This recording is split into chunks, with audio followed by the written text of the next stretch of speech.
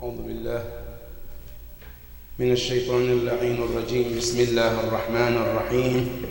الحمد لله رب العالمين، ثم الصلاة والسلام على أشرف الأنبياء والمرسلين، سيدي وحبيبي ونور قلبي أبي القاسم محمد.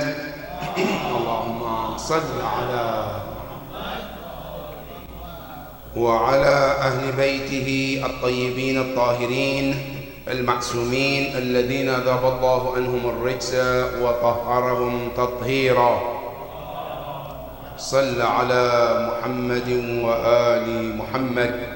قال الله سبحانه وتعالى في كتابه الكريم: أعوذ بالله من الشيطان الرجيم. بسم الله الرحمن الرحيم.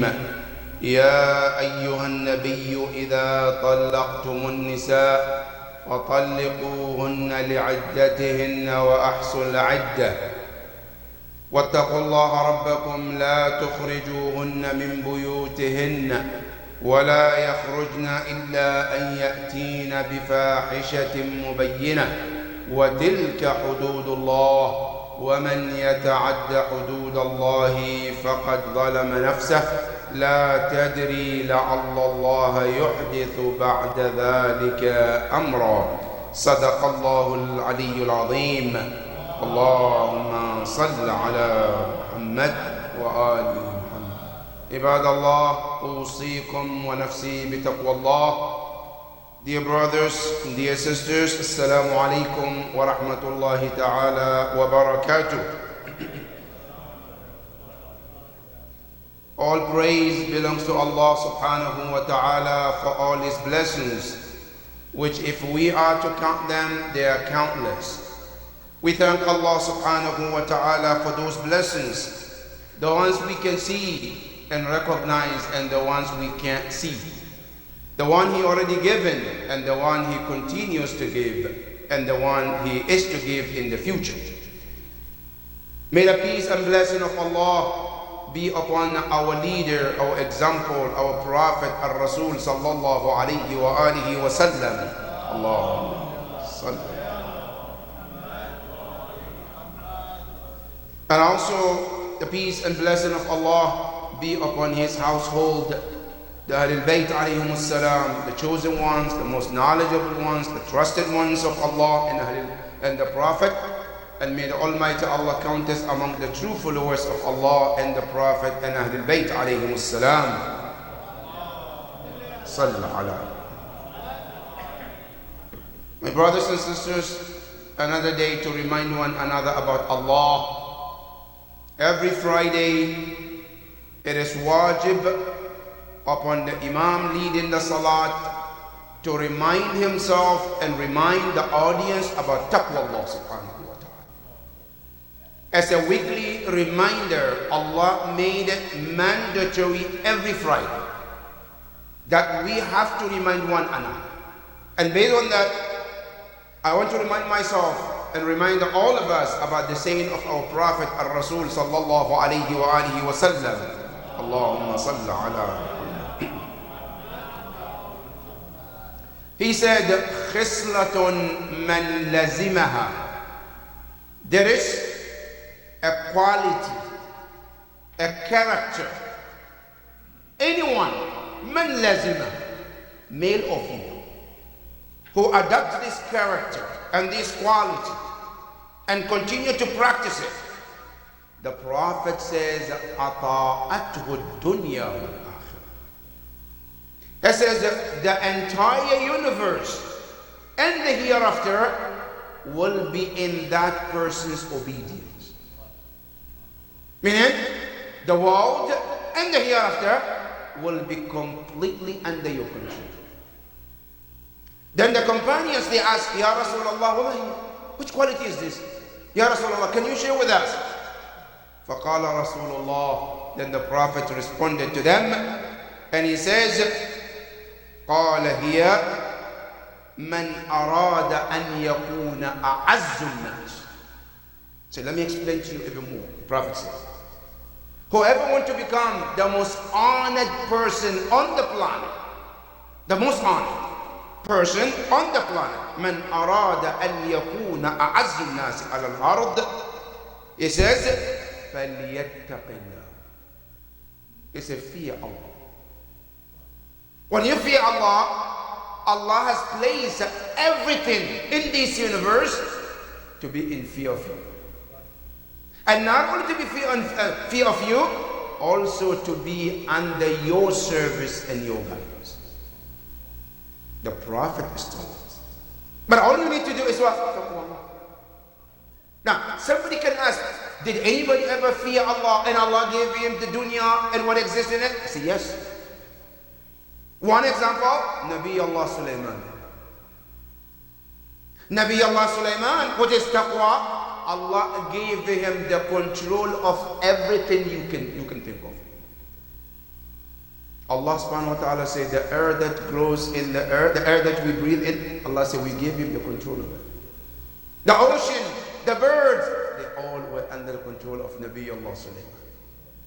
Not only that, the jinn and mankind all were under the control of Sulaiman. This is one example of taqwa. If we are to be fearful of Allah, Allah put everything to be under our control.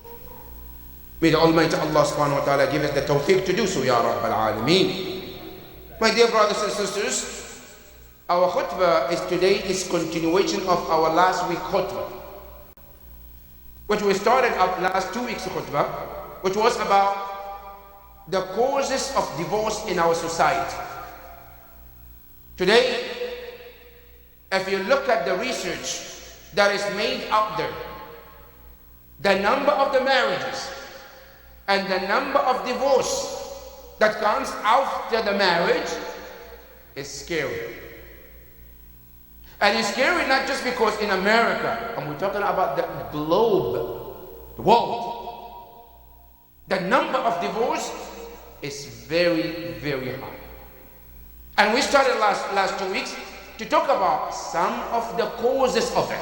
Because here's the thing, brothers and sisters, until we realize the causes of divorce, we cannot be able to put the remedy of these issues. Meaning what? You cannot prescribe a medication unless you diagnose the sickness first. Now we know for sure the divorce rate is high in the world today. But the first thing is, what are the causes of it? What is the reason of why this is happening? Now, as a Muslim Ummah, we need to discuss this, figure out the reasoning, and try to put the medication to it in order to put the number of these down, the Muslim Ummah. And just to put a recap about what we talked about last 2 weeks, we mentioned from some of the Mufassirin, some of the ulama, they put some of the reasons that we mentioned, few of them last week, the last 2 weeks. Number one, lack of knowledge about what marriage is about. Many people get into marriages and they are lacking any information about what marriage is about. And as they go in without the knowledge about what marriage is and what is the sanctity of marriage, they end up coming out of it as they walk in. Because they don't know what the importance of this marriage is. Now let me give you an example. If you take a valuable gold or diamond and you put it on the neck of a person who doesn't know the value of it, what do you think he's going to take that to? He's going to take the gold to the toilet, right? Bathroom. Well, normally people wear it to go where? To the important place. He will take it to the least important place. Why? Because he or she doesn't know the value of what you're providing. One of the reasons of people getting into divorce that easy, because they don't understand the value of marriage. They don't understand the sanctity.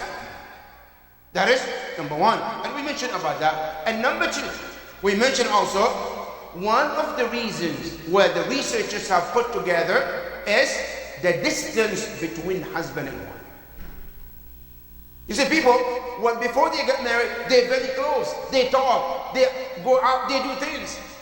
But the moment they get married, it's like they go in separate ways.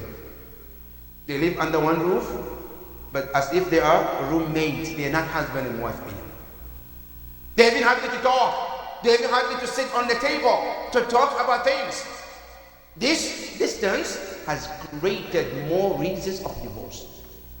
That is number 2. Number 3, lack of communication. People don't talk. People don't reason with one another. When a problem comes, we don't sit at the table as a husband and wife, as a two mature people, and share our concerns and listen to one another. In other words, today we don't have ears to hear one another, especially people who disagree with us. People who disagree with us, quickly we want to cut them off.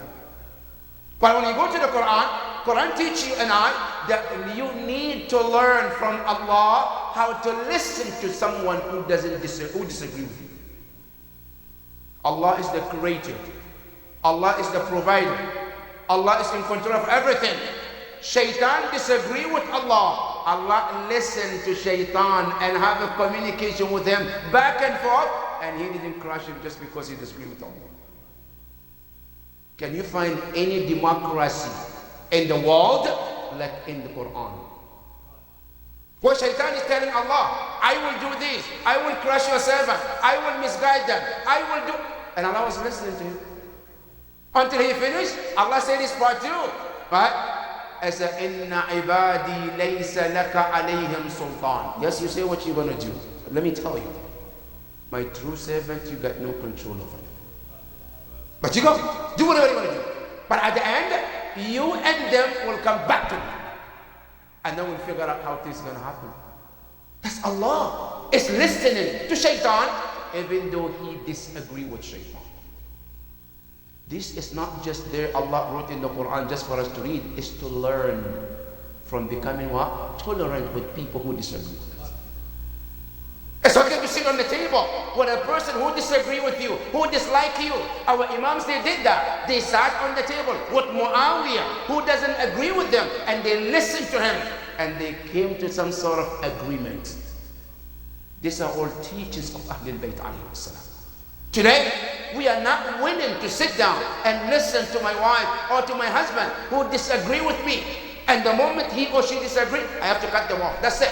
No communication. That is one of the reasons of what? Of the divorces in our world today. And that is number 3. Number 4, money.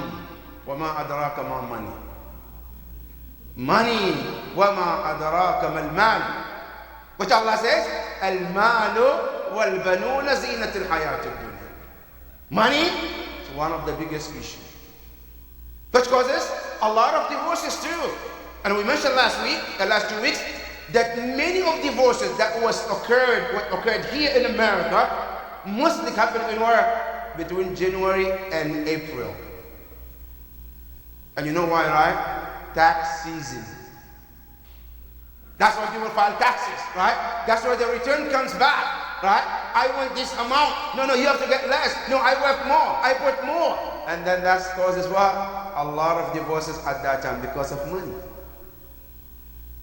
Well, if we are to overlook of money, that this money is just money.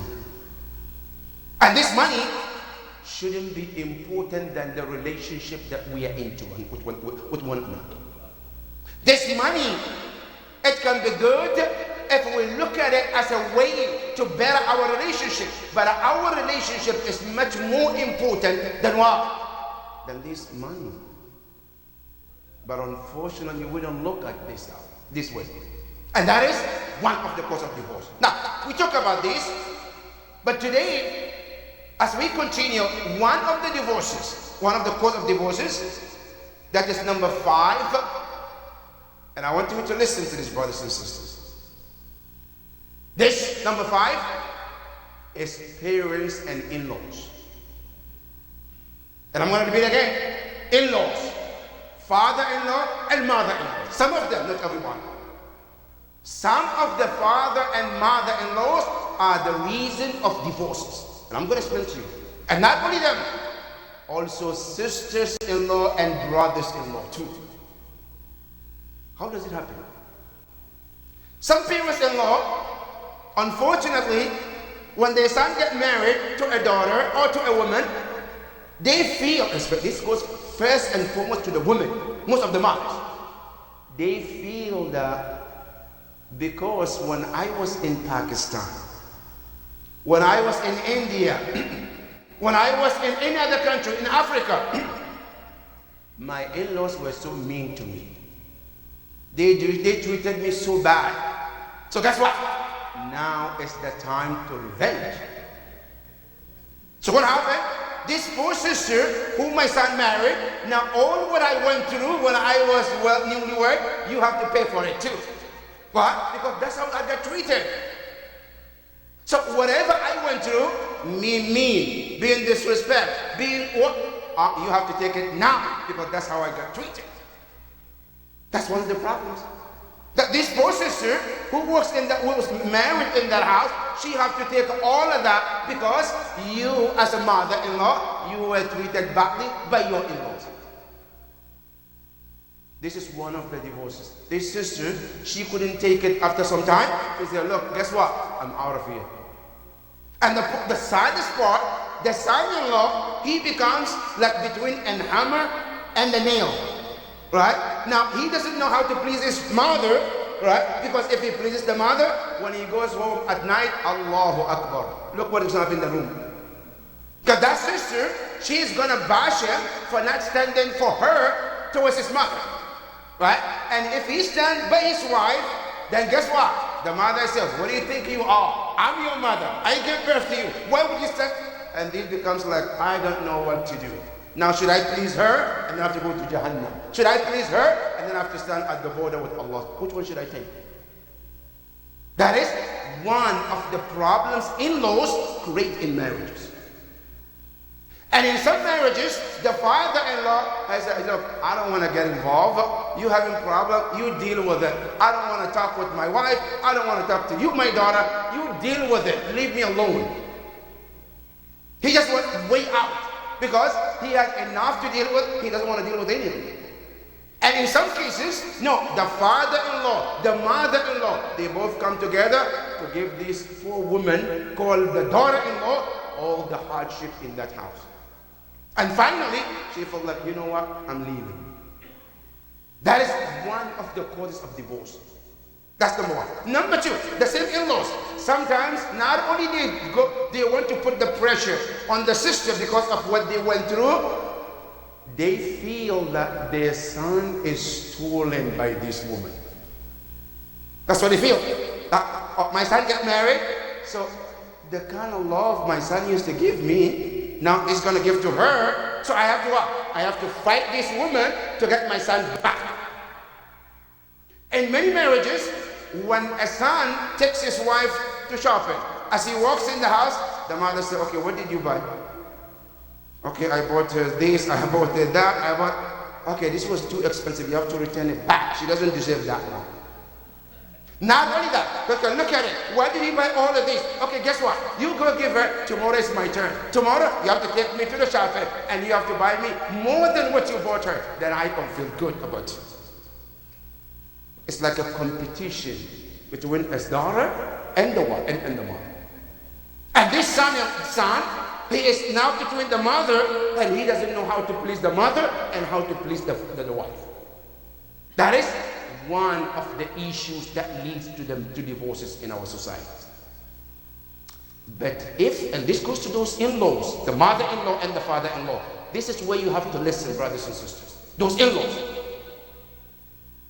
Your position as a mother, your position as a father is a gift from Allah subhanahu wa ta'ala. No daughter-in-law, no woman, no son can ever take that away from you. And just because your son is married to this woman doesn't mean that your daughter-in-law have taken your son away from you. No.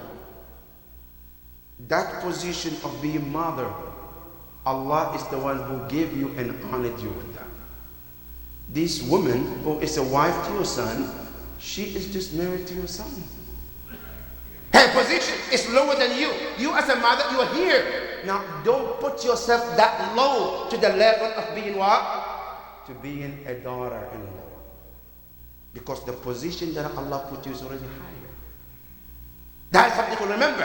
And number two, more than that, brothers and sisters, mother-in-law, father-in-law, get to understand that this your daughter, this woman is your daughter too.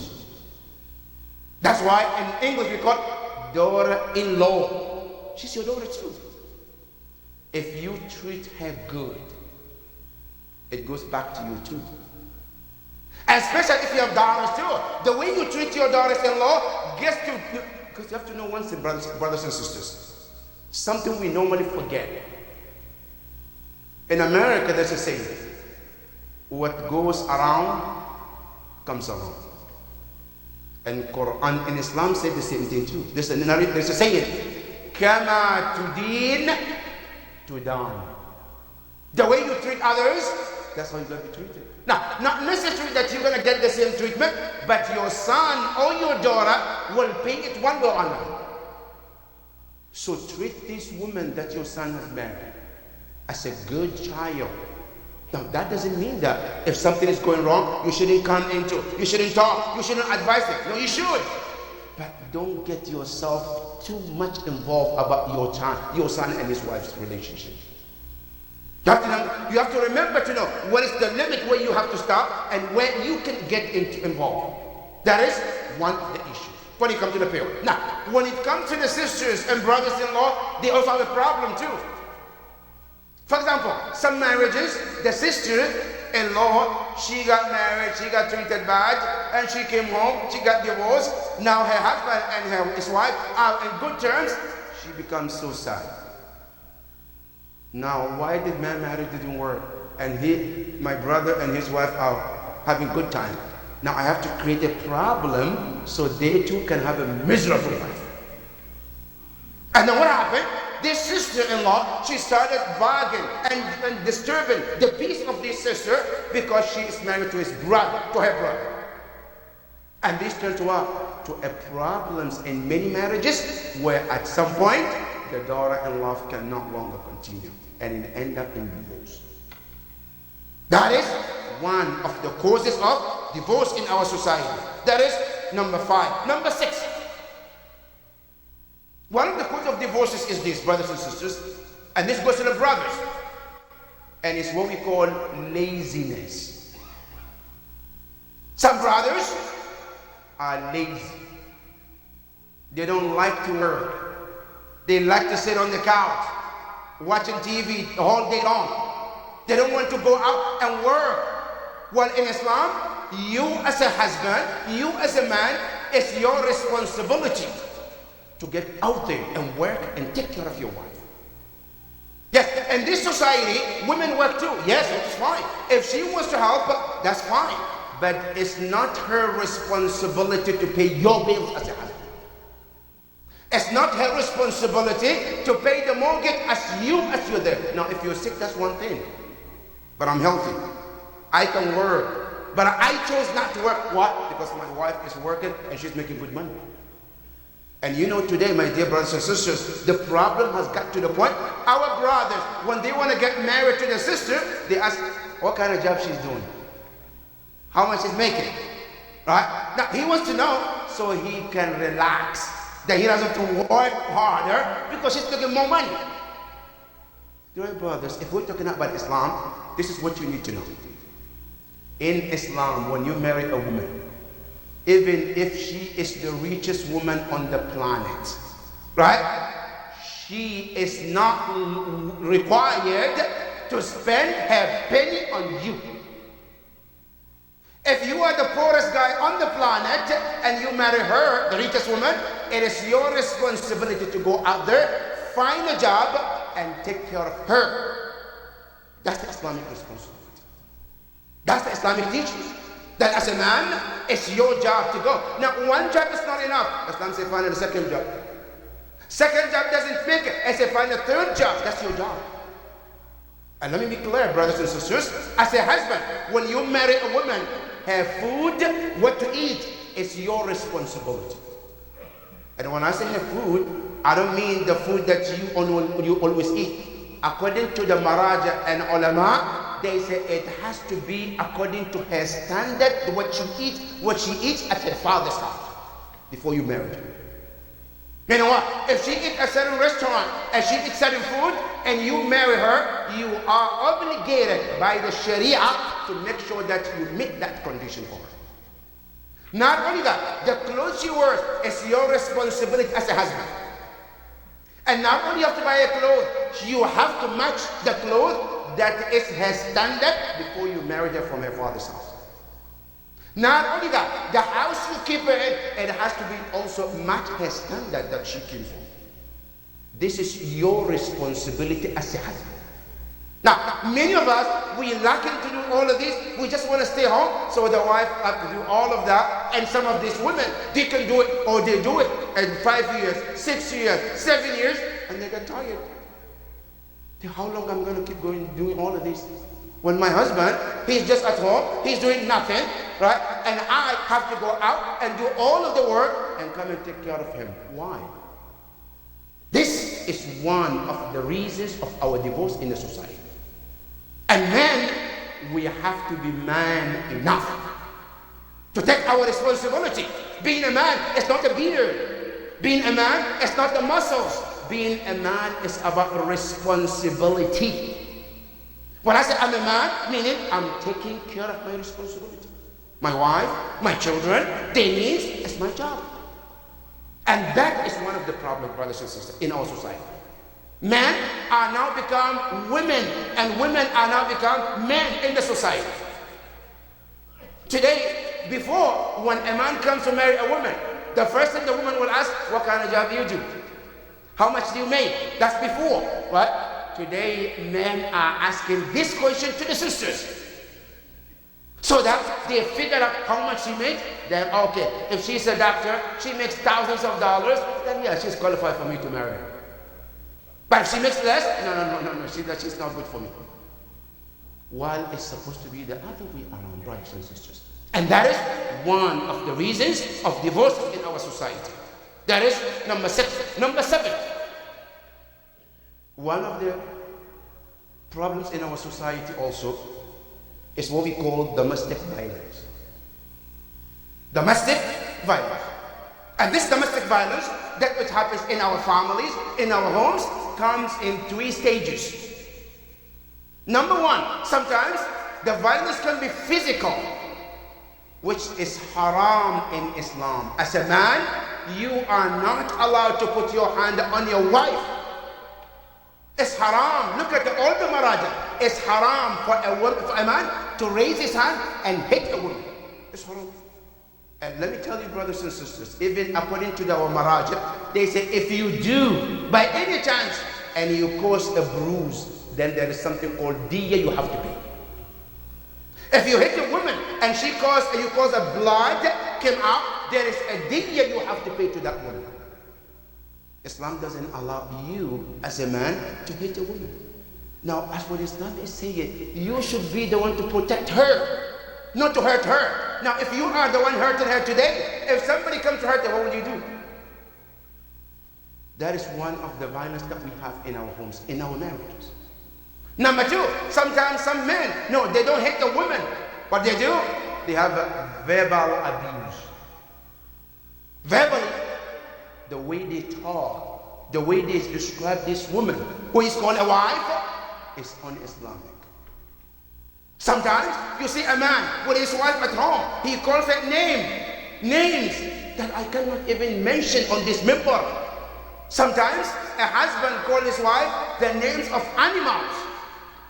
Sometimes he describes her as she is nothing. My dear brothers and sisters, if we are Muslims, there should be some respect for a woman. Our Imams, Ahlul Bayt alayhi salam, they respected a woman, and Islam taught us how to respect her. Even if she made a mistake, even if she was wrong, there is a way to treat a woman. But verbal abuse is absolutely not accepted. And we have to understand something, brothers and sisters. You know, sometimes we take this abuse, verbal abuse, as lightly. It's not a big deal, but it has a big impact on the soul. And this goes even to our children. As a father, as a mother in the house, you are not supposed to use a bad language towards your child. Now, for example, as a father, I look at my son, I say, oh, you don't understand, you're an idiot, you this. This has an impact on your child's life and his soul. These words, you might not see it as something that is bad, but the impact can take the rest of the child's life thinking and worrying about it. Do you know in America, there were children estimated they did suicides because of the parents' words. The father or the mother kept using some bad words against the child. Monthly, yearly, the child couldn't take it. At some point, he took his life because of the word. And let me tell you even more, brothers and sisters, how words can affect your child or your wife or your spouse. You know, in Japan, they did experiment. And the experiment is not on a human being. It's on plants. Plant 2 flowers. They put one in one room, one plant in another room. And one person will go in the first room and say good things about this flower. Say good things towards the flowers. And then he go to the other room and say bad words towards that flower. After some time, the flower which get bad words died. The other one continued to nourish and grow. And they all were having in the same room temperature and the same environment. And they realized that with those words has made the impact on these plants. If these words can impact the plant, what do you think it can do to human being? And that is one of the things we have to be very careful. As a husband, as a father, we have to be careful what we say to our wives and spouses.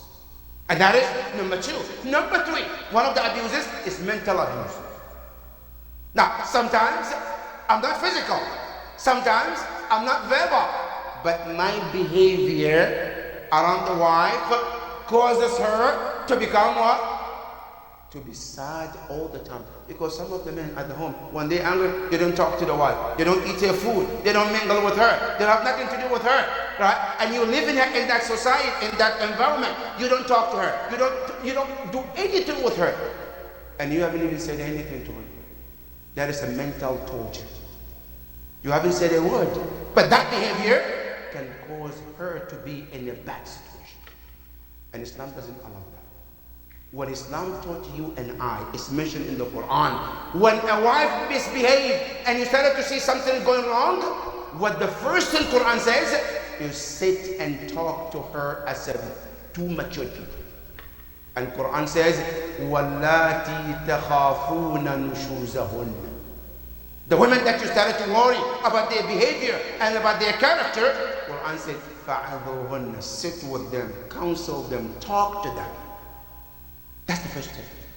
Not to isolate them, not to ignore them in that relationship. And that is one of the causes of divorce.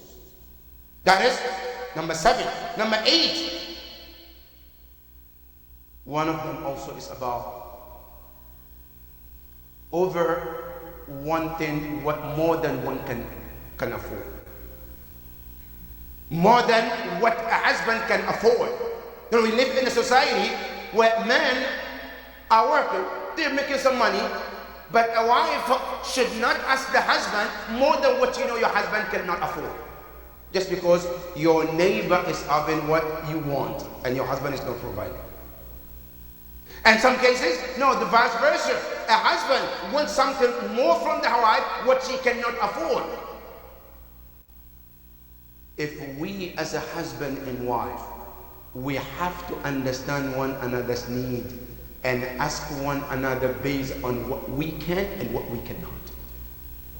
Remember, Allah is telling you and I, He said, لا يكلف الله نفسا إلا وسعها. Allah said, I'm your creator, I'm your God, but I don't put more than what you can handle. Allah said, I'm not putting more than what you can handle. Now, why I, as a wife, should put more than what my husband can handle upon him?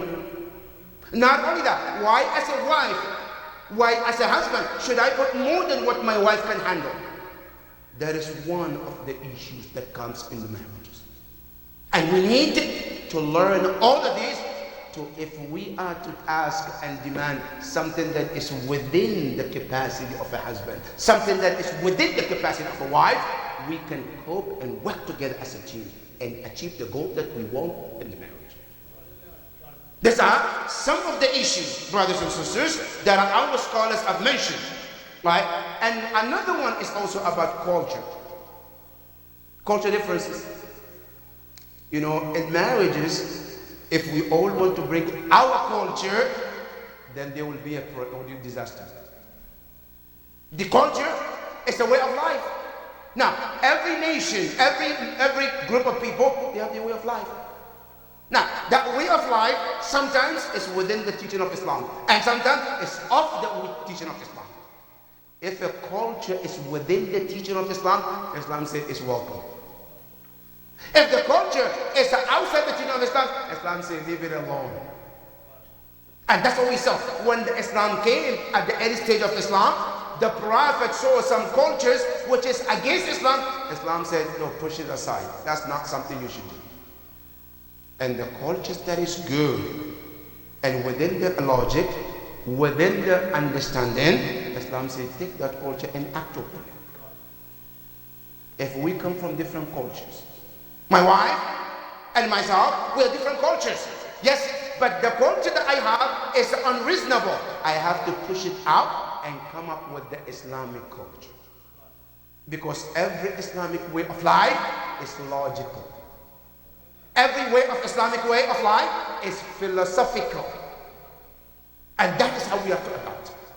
And forget about my culture, your culture, and adapt Islamic culture, which will help both you and husband, you and the wife, to cope and work together as a team.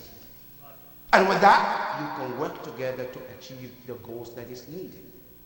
We pray to Allah subhanahu wa ta'ala to help us to do so, Ya Rabbil Alameen. Brothers and sisters, these are some of the problems that we mentioned. But what are the solutions? Because you know, in Islam, there is no problem unless Islam gives the solution to it.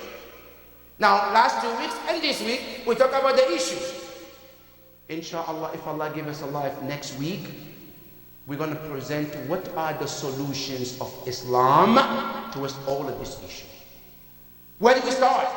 What do we do to overpower these issues in our community so that we can have a peaceful life, peaceful marriages in our society?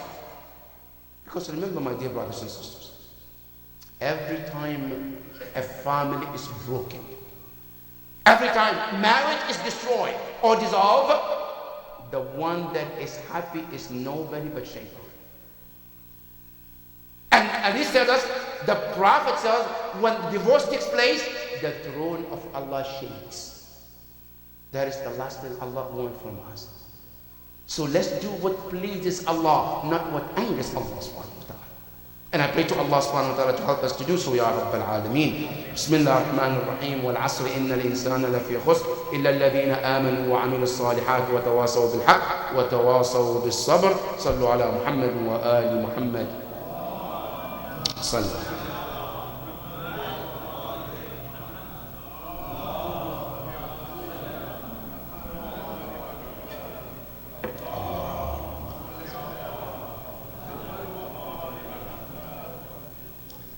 بسم الله الرحمن الرحيم الحمد لله رب العالمين ثم الصلاة والسلام على أشرف الأنبياء والمرسلين سيدي وحبيبي أبي القاسم محمد اللهم صل على محمد وآل محمد وعلى آل بيته الطيبين الطاهرين اللهم صل وسلم على علي أمير المؤمنين وعلى فاطمة الزهراء سيدة نساء العالمين وعلى الحسن والحسين سيدي شباب أهل الجنة أجمعين وعلى أئمة المسلمين علي بن الحسين زين العابدين ومحمد بن علي باقر علم النبيين وجعفر بن محمد الصادق وموسى بن جعفر الكاظم وعلي بن موسى الرضا ومحمد بن علي الجواد وعلي بن محمد الهادي والحسن بن علي العسكري والحجة بن الحسن المهدي عجل الله تعالى فرجه وسهل الله مخرجه وجعلنا الله وإياكم من أعوانه وأنصاره ومن المستشهدين بين يديه جميعا ورحمة الله وبركاته اللهم. My dear brothers and sisters, one of the events of last week is the Shahada and the martyrdom of our sixth Imam, Imam Ja'far al-Sadiq alayhi salam. Allahumma salli ala. This great Imam, our sixth Imam, Imam Ja'far al-Sadiq alayhi salam, is known not just because he was the grandson of the Prophet, but the performance and his contribution to the Muslim world. And I can even go one step forward and say, not just in the Muslim world, also in the human world, for his contribution. One simple example, the contribution of our sixth Imam can be seen even today in America. Today, if you go to our schools, the math that the children learn called algebra. If you look at it, where did that come from? From one of the companions of Imam Ja'far al-Sadiq alayhi salam, who was known as Jabir, and from his name it became algebra. This Imam today, many of these students in schools, they use this math, they learn it, but they don't know where did this came from.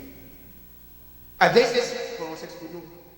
Now, let alone today when you come to the Muslim world, the contribution of this great Imam can be seen all over the place. Today, if you go to everywhere in the world, whether it be in Asia, whether it be in Africa, whether it be in the Middle East, you find many people ascribe themselves to many scholars. And they call themselves this follower of this scholar. For example, if you go to Africa, they call themselves, we are Malikis. We are followers of Imam Malik. Right? If you go to some part, they say we are Hanafi. We follow Abu Hanifa. You go to some place, they say no, we are Hanbalis. That's how Muslim world is divided. Some say we are Shafi'is. But if you ask all of these, where did the Shafi'i came from? How did the Shafi'i came about? How did Hanbali came about? How did Maliki came about? They all will tell you our teacher is Imam Ja'far al-Sadiq alayhi salam.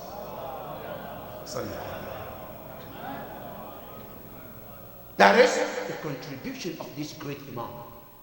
Now, let alone when you come to ahadith and tafsir and medicine, and the list goes on and on and on, that Imam Ja'far al-Sadiq contributed. It came at some point, everyone who comes to Medina, nobody comes in Medina for Hajj or Umrah unless they go visit Imam Ja'far al-Sadiq. Why? Because they have questions and nobody could answer except Imam Ja'far al-Sadiq. And not just ordinary people, many people, even scholars who consider themselves scholars, when they come to Medina, they have to go to Imam Ja'far al-Sadiq. And that's how Abu Hanifa became a student of Imam Ja'far. He came to Medina to visit, and then he had some questions. He went to Imam Ja'far al-Sadiq. And through those questions, he realized he is nothing. He was called a scholar. When he came to Imam Ja'far al-Sadiq, he realized he's a student. That's when he asked, can I stay here and learn from you? Imam said, sure you can. He stayed and learned for 2 full years under the guidance of Imam Ja'far al-Sadiq. That is our sixth Imam. And he lived through so many of these leaders of Bani al-Abbas. One of them, who took the life of Imam Ja'far al-Sadiq, is known as Mansur al-Dawaniqi la'natullahi alayh. This Mansur was the one who invited Imam to his house. After many times he wanted Imam to come to him. And Imam refused. At the last he brought Imam against his will. And before Imam came to the house, he told one of his soldiers called Rabi' la'natullahi alayh to put some poison in the food that he was going to present to Imam. And after they put that poison, they presented to Imam. Sixth Imam, Imam Ja'far al-Sadiq ate it, and then he finally became shaheed from that. Peace and blessing of Allah be upon him, and may the Almighty Allah subhanahu wa ta'ala elevate his status to the highest level Yawm al-Qiyamah inshaAllah, and may Allah grant us the shafa' of Imam Ja'far al-Sadiq on the day of Qiyamah inshaAllah. The second event also is the wilada of Abu Talib alayhi salam. Allahumma salli.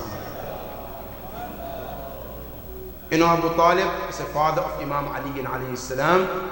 He was born on the 29th of Shawwal. Who is Abu Talib by name?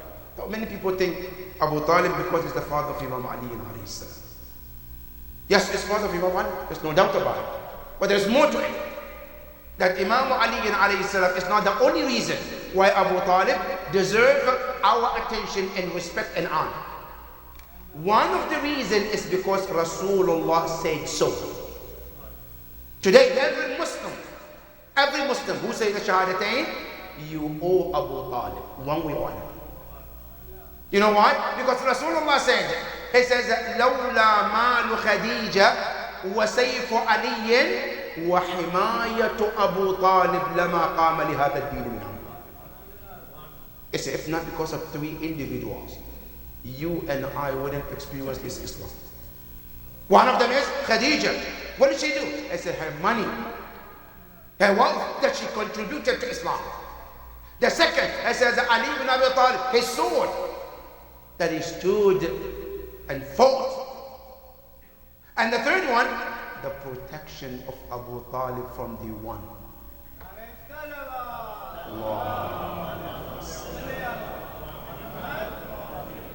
Which he gave to Rasulullah from the one.